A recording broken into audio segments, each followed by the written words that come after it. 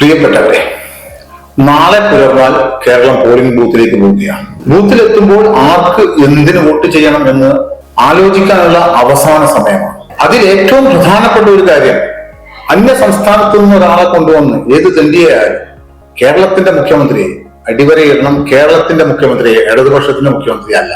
കേരളത്തിന്റെ മുഖ്യമന്ത്രിയെ ആക്ഷേപിച്ചാൽ മലയാളിക്ക് അത് കൊടുക്കാൻ കഴിയില്ല. നമ്മുടെ പ്രിയങ്കരനായ മുഖ്യമന്ത്രി ഡാഷ് മോനെ എന്ന് വിളിച്ചത് ഏറ്റവും മാന്യമായ രൂപമാണ്.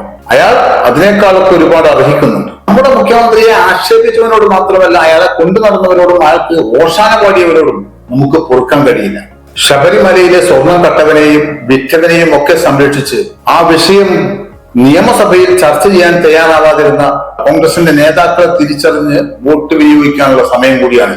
ആരോപിച്ച ഒരഴിമതി പോലും തെളിയിക്കാൻ കഴിയാത്തവരെ ഇനി പ്രതിപക്ഷത്തിൽ നിന്നിരുന്നിട്ടും ഒരു പ്രയോജനവുമില്ല എന്ന തിരിച്ചറിവ് ഓരോ വോട്ടർക്കും ഉണ്ടാകും. വയനാട്ടിലും പറവൂരിലുമൊക്കെ പാവപ്പെട്ടവരുടെ വീട് നഷ്ടപ്പെടുത്തിയവരോടുമൊക്കെ പക വീട്ടാനുള്ള സമയം കൂടിയാണ് ഇത്. വോട്ടവകാശം സൂക്ഷിച്ചു വിനിയോഗിക്കുക, എല്ലാ കള്ളന്മാരെയും പരാജയപ്പെടുത്തുക.